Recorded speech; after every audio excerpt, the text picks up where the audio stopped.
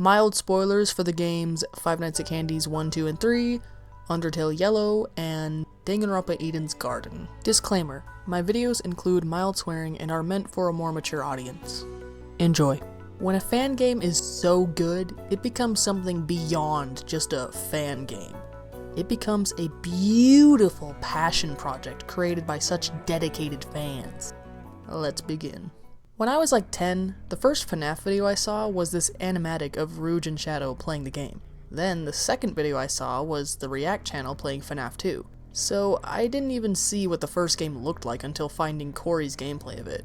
But safe to say, I never would have expected that game to blow up this freaking much. Unfortunately, I dropped out of the fandom once games started coming out after Sister Location. It just seemed like a bit much for me.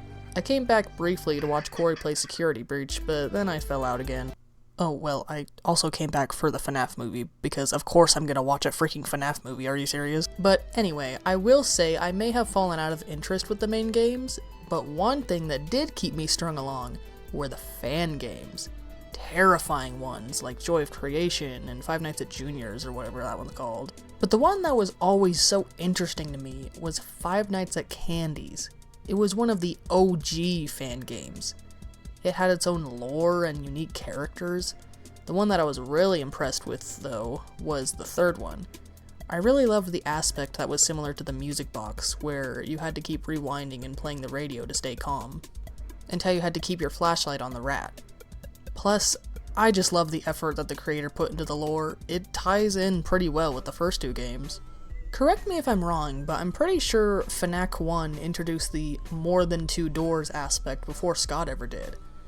And I really love how they took the use sounds to lure the animatronic aspect from FNAF 3 and cranked it to a whole other level. Because now you have to lure multiple animatronics with using a phone sound. And I really loved the idea of the blank. I think the concept was that it was a robot that kids could freely vandalize on. It was a sort of mix between Springtrap and the Mangle. Before I end this section, I really must encourage you to go listen to the fan song that Gomotion made. It's called They're Always Here, and it's a fan song for FNAC 3, and it is way catchier than it had any right to be, so please go listen to it. It is such a freaking banger of a fan song. It has Madame Macabre as the singer, who, by the way, did the classic FNAF songs Welcome to Freddy's, Showtime, and Springtrap. Yeah, we don't talk about her fourth one. I'm kidding, that one was good too, just not as good as her first three in my opinion. Project Eden's Garden is a fan game that has been and still is in progress for years now. When the demo came out, I was already decently impressed. But once Chapter 1 released, wow. Just wow. Like, I still cannot believe this isn't a canon sequel. It looks so freaking good.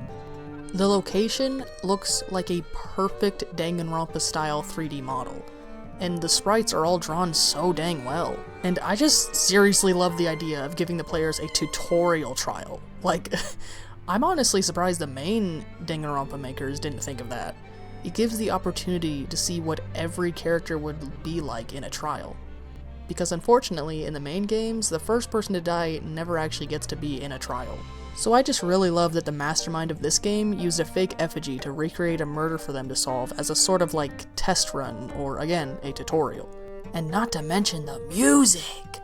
I respect the game devs so much for creating their own original music for the game. I literally have added some of the songs to my Spotify playlist. One of my favorites being Tangled Web. Another thing I love is that it seems like this killing game takes a more realistic approach. The mastermind being a human, and instead of AI guns punishing the students, it's a human bodyguard, so I really like that. That's one thing that always bothered me about the main games, was how unrealistic and weirdly futuristic the technology was. It was just way too advanced and made it seem too effortless to be the mastermind. Unfortunately though, the game hasn't finished yet, but girl, I sure do look forward to it. Also, they did not need to go that hard on the first execution, like holy shit, that alone is why this is no longer just a fan game. Undertale Yellow is the most perfect of the three I've mentioned. It is fully complete with a full story, new fleshed out characters, an entire new soundtrack with a few references to the main game soundtrack, and boss fights that far surpass the originals. By the way, that's not to say that the original boss fights looked bad or anything, I'm just saying that these ones look better. This game was way better than anyone expected it to be. We've seen Undertale fan games before, and they're usually very janky with bad dialogue, but this? Yellow is on a whole other level. I absolutely love how right off the bat we are sent to a different ruins and a different Snowdin, so that we're not just reliving the first game through a different character, and it gives the excuse for us to avoid meeting Sans and Undyne. Plus, we get to see completely new locations as well, like the Wild East and the mines. There's a few other locations, but I won't spoil those. It also added some really fun and unique game mechanics similar to how Undertale did, but in its own unique way. For example, there's literally a time where you have to play DDR. One thing it did way better than the original was its neutral route. It seems like barely anything changes in the neutral route when it came to the main game, but in Yellow it actually feels like there are real consequences for occasionally killing and then having the gall to pretend you're still a good person. And it's clear that the creators put so much effort to make sure that this fan prequel stayed in the consistency of the original. I really love how Flowey pretends to be a good guy in this one, because he hasn't lost his patience quite yet. It gives the idea that by the time Frisk comes along, he just doesn't give a fuck anymore. So I really love the idea of making him pretend to be your save file best buddy. And the route endings? Like I said before, depending on the route you take, you get completely different consequences. The genocide, or in this case, the vengeance route, somehow makes you feel like even more of an evil piece of shit than OG Undertale does. I think it's because in this game, when you're doing the vengeance route, it's clear that this is all Clover and not the influence of some ghost. Clover is more similar to Chris than Frisk, since they seem to actually have their own personality. There are a few times in both the Justice and the Vengeance route when Clover just takes over and does their own thing. Them having free will is effortless compared to poor Chris. I'm not going to say what happens at the end of the neutral route, but let's just say, good lord, how are they able to top Toby's absolute fever dream horror show, cause hot damn. But the music. Oh, we gotta talk about the freaking music.